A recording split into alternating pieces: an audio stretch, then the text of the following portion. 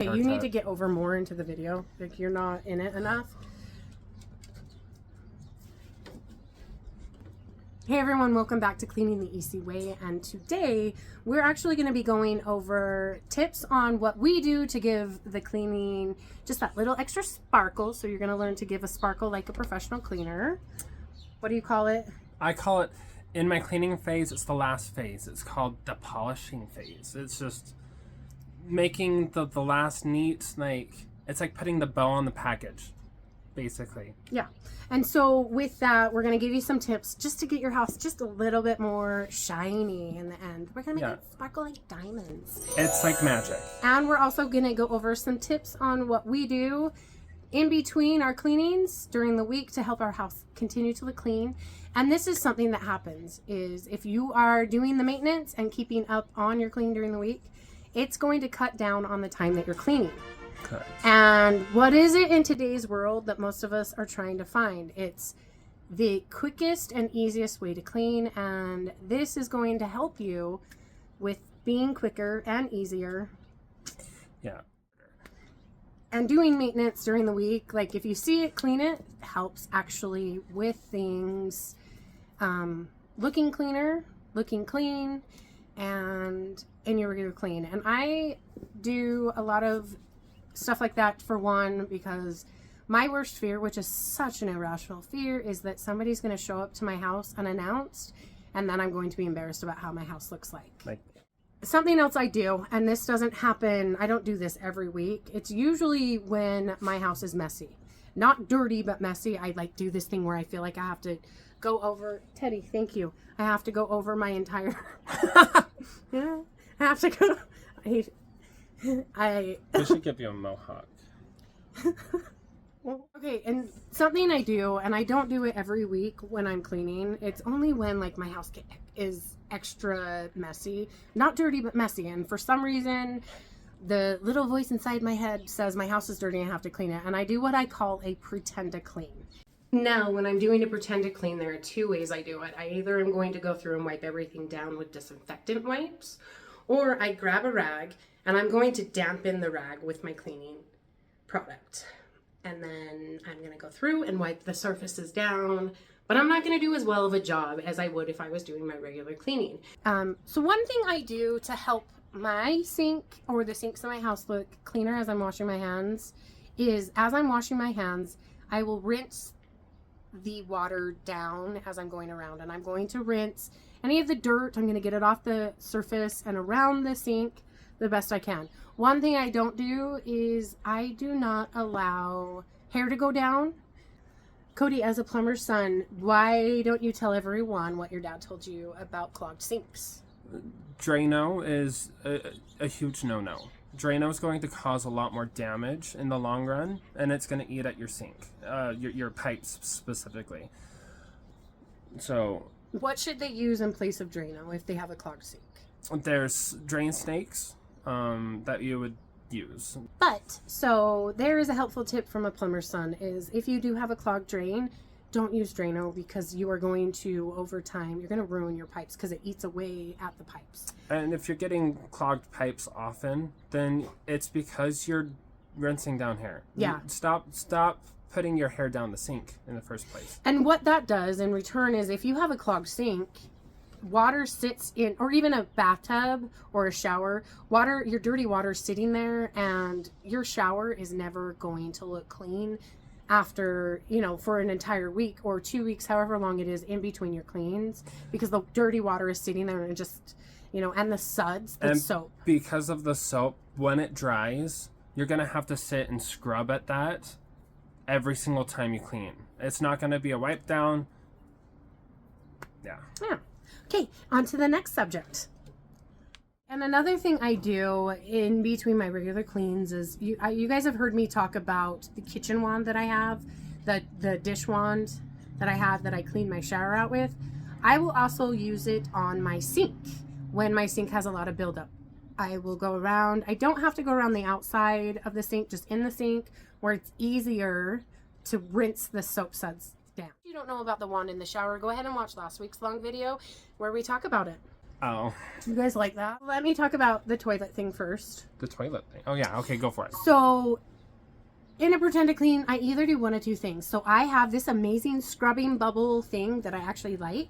I'm able to get 3 toilets cleaned with just one. What if they're scrubbing bubble thing? I'll show you. It's a scrubbing Okay, bubble wand. picture added right here.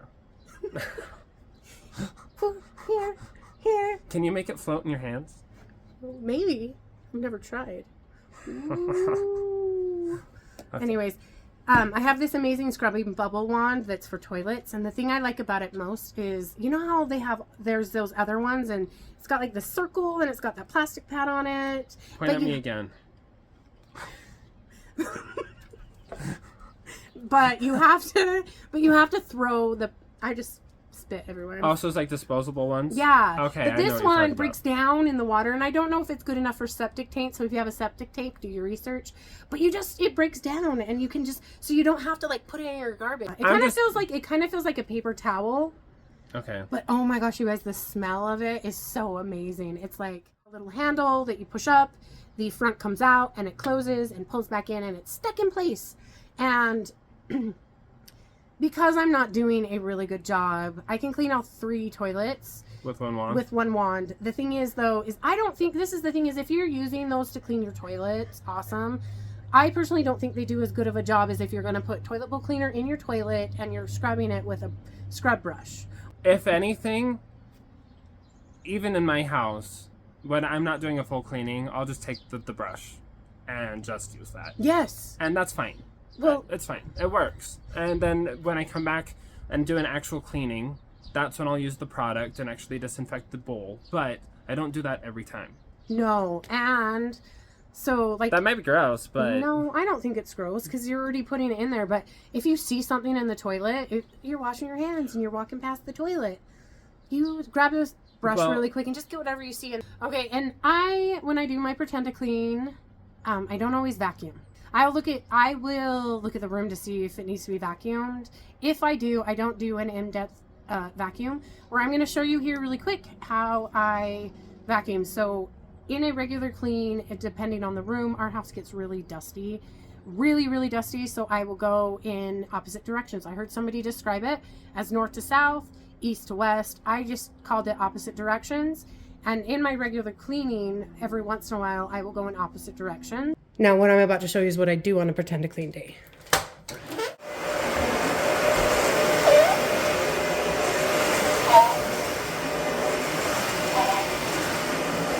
The way that you vacuum, though, it makes sense. Okay, so I was going to buy a vacuum from the vacuum store, okay? And I specifically was just asking, I just want kind of the best quality vacuum that's going to be better for, like, dog hair. And her counter to that wasn't... It's not about the vacuum. What she was saying was it was about how you vacuum. Mm-hmm. So, like, most vacuums are going to be significantly, like, equal. Not significantly. Let's rephrase that. Most vacuums are created equal. They're going to do almost the exact same thing. You just take your time with it. Don't rush it. And does that make sense? Is that... Yeah, like you're supposed to go over it slower. Yeah. So she was just... It wasn't about the quality of the vacuum. All of their vacuums that they had were good quality. And so when I am doing a pretend to clean vacuum, I just go forward and back really quickly. And then what I'm going to do is I'm going to go through the house and do that. I also want to talk about dusting. Now, my furniture in my bedroom's really dark, and after like 2 days, it starts looking dusty. And if I feel like dusting, I will dust it. Like, I don't do as well of a job. So typically when you dust, you do what? You pick stuff up, you dust under it. Now when I do a pretend to clean, I'm just going to go quickly over the surface. Yeah. Even when you're dusting, you go over the same spots multiple times. And when I'm doing like this pretend to clean, I want my house to look clean, I just do it as quick as possible. And what that's going to do is it's going to break down on the dust. It's not going to accumulate as much dust during the week, and it's going to make it so when I'm cleaning, I'm not cleaning as much. Now again, I don't do this every week. I do it when I have that little voice inside my head that says, your house is nasty. And usually, again, there's blankets and bottles to water and And it's usually because it's messy. It would be awesome with picking up. But I don't know. I'm not going to say I have OCD because I understand that OCD is a horrible thing. It's but not like you have to do it every minute of every day. But when I do a pretend to clean, it eats at me until I do it. So it's something I just can't let go of. So I also want to add on to dusting. Like, I love the Swiffer duster. And I think it's just because I don't have to actively like hold things. Like, it can get between things easily because of how thin it is and how lightweight it is. Mm-hmm. Sorry, I just cleaned a house with a cat and it's still in my nostrils. The cat's still in your nostrils? I know, I just kind of sucked it up. I wanted to keep it. It's such a cute cat. Oh, it was such a cute cat. So it's a duster I recommend because it makes cleaning easier, especially if you don't want to pick everything up. You're not going to knock things around. Now I'm going to talk about my floors. Now, I unfortunately have dark hardwood floors, and they pick up everything. So I bought a Dyson stick vacuum. It's easy and convenient, and I can just quickly, I don't have to unwrap the cord and rewrap the cord up to use my vacuum. And I don't have to sweep. I just quickly go through.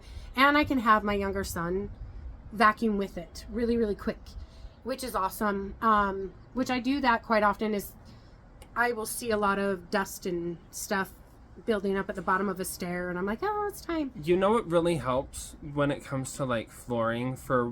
We've got a cleaning on Mondays, and they've got a robot vacuum that they run periodically. No, it's every day. They run it all the time. It's on a timer. It makes our job so much easier, and it's going to make your guys' jobs easier too. So having a little vacuum that's running constantly, it's a really good investment into your house. Yeah. And they actually have 2 really big black labs. And if you know anything about black labs, they actually shed like crazy. And because they run those vacuums, that house is... It's so easy. It should take the 2 of us together should take it minimum of like 3 to 4 hours. It only takes us 2 to 2.5 hours. It would be a lot longer if we had a lot more hair to cut through. And it's because she does maintenance throughout the week in between our clean. Okay, now on to the next one. Now, something else I want to talk about is in the kitchen. So, something that's really important is if you've got a stove and there are spots on your stove that you cannot get off. Just throw that out. Just get a new stove. No, I'm going to tell you, here's what you're doing wrong, okay? I shouldn't swear, sorry. After you're done cleaning, or after you're done cooking, if something gets on your stove, wait for it to cool down and wipe it off. Because what's going to happen is the next time you go to cook, whatever is on that stove is then going to get cooked on the spot. It's like having a pan, right? And there's something on the pan. You don't clean it off all the way. You're going to heat it up again, and it's going to get stuck to where you can't get off. And if you don't ever get it off and you keep cooking on it and it keeps... Eventually, there are some spots that we have tried everything in our power, even a razor blade, that we can't get off. And if you just, once your stove is cooled down, you just wipe the spot down, not even the whole thing, you are going to prevent yourself from, 1, having to scrub the crap out of your stovetop the next time you clean it, and 2, you're going to prevent spots that are going to be there for the life of your stove. Just clean it as soon as it happens. Yeah. Because if you keep applying heat to it, you're gonna bake it into your surface. It's gonna be a lot harder to clean in the future. You know what? And there's one thing, and I've talked about this in other videos. Something I do in my kitchen is every time I do the dishes, I don't know how often you do it with me at our house because we have 4 people eating multiple times a day. We do dishes at least once or twice a day. When I do the dishes, I'm going to wipe all of my my countertops down, and depending on how gross it is, I actually keep it, because food's there, and and raw food and hands and dirty dishes are on the countertop. So I actually keep a cleaner underneath my sink, and I'll just pull that out and spray, and then go around and wipe down. Now, the difference is I'm not going to pull everything out, like my toaster, my canisters. I don't have toasters, but I'm not going to pull. I'm just going to do the surface that you can see. I don't do the inside of my microwave. I mean, of course, if it's gross, I will do the inside of my microwave, because I don't want it to be 10 times harder when it comes to my regular cleaning. It's one of those things that if you keep baking it, it's going to be a lot harder to clean in the future. But glass is a lot harder than those enamel pieces. I'll tell you what. And I don't wipe down my I'm not going to wipe down my dishwasher. I'm not going to wipe down the front of my stove or my fridge. The only thing that I would say is if there are active fingerprints, then just spot clean. I wouldn't do a whole thing. Yeah, and do a quick touch up. You can clean it 1 week and it'll be back the next week. Yeah, and that's not how a cleaning should ever be. It should be a simple wipe down. But what I was trying to get at though with that stainless steel cleaner, it's the same concept. You shouldn't have to only use that product to get it clean. You should be able to use a plethora of products. You could use any all-purpose cleaner and it should still look clean after. Not what's the word? Streaky. It shouldn't be streaky. Regular glass cleaner is going to work just as good if you never use an oil-based cleaner on your fridge. Okay, and then that is another thing is it's, what do you call it? Your polish phase. My polish phase. And that's what we do. Like, so in a stainless steel sink or even a stove or, okay, so a stainless steel or a stove. Like, say the black top stoves are really, really popular right now. I have one, and I'll go over it and I'll clean it. And you'll look, and there's like little white dots, and it's kind of streaky. What I found works best is you're going to lightly spray it with glass cleaner, use a dry rag and go over it, and it just, ta-da, makes it shiny. I also have a client that's got like the stove range that's on top of their stove. Sorry.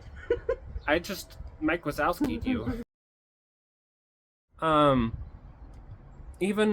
Even cleaning that, it's hard with just glass cleaner, but I have found that if I use just like a squirt of Dawn dish soap on a sponge and wipe it down, get it all sudsy, and then just wipe and polish it off, that polish phase is so much easier. Getting that oil off of it makes it so much easier to shine up. Yeah. Okay.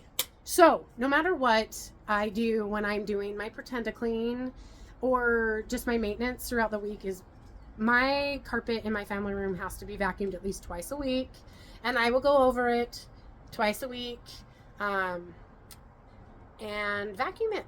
The one thing I don't do is I don't move, like I have a basket that I just, for convenience, that I just throw blankets in. I will not move that basket. So there we go. These are some things that we do throughout the week to help keep the house clean throughout the week. I will tell you this, when I do a pretend to clean, typically it takes me 4 hours to clean my house. When I do a pretend to clean, it's about 2.5 to 3 hours. So I am taking an hour off. And my pretend to clean, when I do a pretend to clean, takes me about 30 minutes to an hour on a bad day. Oh, another thing too. Oh, I forgot to add. I also have another one too, so go ahead. Okay, and another thing I do when it comes to my hardwood floors. What's the worst thing for hardwood floors? I'm so sorry. The worst thing for hardwood floors is water. And so depending on how bad my hardwood floors are, I will just go with like... Stop using Tide Pods too. What the heck? I'm so sorry. So what I'll do is I'll take my Swifter wet jet and I just will get the spots and get it up. If it's a bad time, you do a spot cleaning of your floors. Yeah, I do. If it's a bad one where the dogs have gone out and I have muddy paw prints all over, I do a quick clean with my Bissell Crosswave. I don't go as well, again. Oh, no, absolutely. We're not, with my midweek, it's maintenance. It's to make it continue looking clean. So I definitely don't go as hard as if it was a regular clean. The last thing I have is that if you are tires, like I am, when I get home, and the only energy you've got is just to grab all the trash that you have lying around your house, empty your trash cans, and just gather the trash that's just floating around, it's going to make you feel a lot better in the situation that you're in. It's just, I don't know, it's something simple. Get your trash out and you're going to feel good. I don't know. I don't know. Yeah. I mean, even picking up your house. Just a quick little organizing. Before you go to bed, just pick up. Did we talk about our polishing phase? Like part of my polishing phase is that I like to refold the towel. Like that hand towel that's just draped over, it helps the general Aesthetic. picture of the clean by just refolding it and making it crisp. I do it with Instead of just thrown up on the towel rack. yeah, it's just my little touch saying, hey, I was here. And I do that with also the towel that's draped over the stove. Or if you've got stuff in the kitchen. Yeah. It's just that what I would put it inside that polishing phase. Yes. It's that last little touches of what's going to make this just look like you did your best. Actually, I think it's kind of funny because you can tell in the shower or the bathtub, you can tell that the kids had fun in the bathtub when you see globs of soap. I'm always like, oh, but I do have They to. made potions. Here's, you know what, here's an actual tip is when it comes to the soap, get a sponge and get the soap off before you wipe it down with the rag. Because if you're using a rag, it just spreads the soap around. Correct. Instead of just the sponge tends to, and that with toothpaste as well, it just picks it up. Sometimes. And it gets it out of the area. Sometimes I'll even just use a little scraper. We've got little brushes that have scrapers on the end, and you can just scrape it off. Yeah, a lot of times though, the soap it's kind of wet. Like they just did a glob, and it just half of it fell off of their hand. But regardless, missed their hand and went straight to the. Make your job easier. Do it now rather than later. Products that make you happy. Oh yes, especially smells. I'm telling you, the smell of honestly, the scrubbing bubbles toilet bowl brush. So it makes me happy. Hear me out. People are gonna complain. Say, oh my gosh, this causes cancer. Everything causes cancer these days. Everything causes cancer. And right now, I'm just too overwhelmed to think. To just think of it. Like, there's just too much to worry about right now. So I'm going to use what makes me happy because that's going to promote my productivity while I'm cleaning. And then let me just touch on that a little bit. You don't know if the person that you're saying that to has fought cancer really, really hard. So probably not a good idea to say that somebody's going to get cancer. Or that we don't care about our health. Yeah, that's not very smart. I fought for 5 years of my life. I will say the worst pain I've ever been in. In fact, my radiologist told me that there's only one place that's worse than where I had to have radiation, pain-wise, and that was the mouth. And that was some of the worst days of my life. So I'm just, I hope that the person who made that comment is listening, and I hope you're watching, and I hope that this resonates with you a little bit. Is you need to be kinder to people, and you need to have an understanding that one. I'm just saying that the same. I'm just saying the same respect that we have for that and the sensitivity we have. You should have the same sensitivity because cancer is a scary thing. Cancer is not something that I would wish on my worst enemy.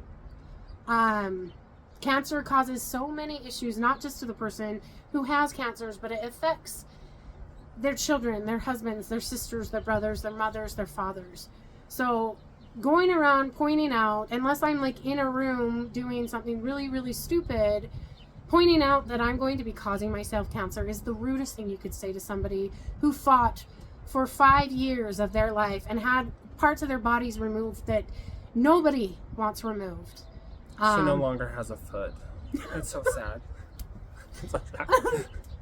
I'm just saying, don't do that anymore. And if you ever think of doing that, think twice, because you don't know if the person that you're saying that to has fought for their life against cancer because of a stupid autoimmune disease that made the cells in her body mutate and start attacking it. And let me just, a therapist once told me, is you can't focus on your own issues when you're busy focusing on everyone else's. And that kind of goes to that, is if I'm constantly looking at, you shouldn't use that cleaner, of course, we're here to give you some advice and to tell you what our opinion is on cleaners. But yeah, like Cody said, if you want to use it, keep using it. There's so much wrong with this world.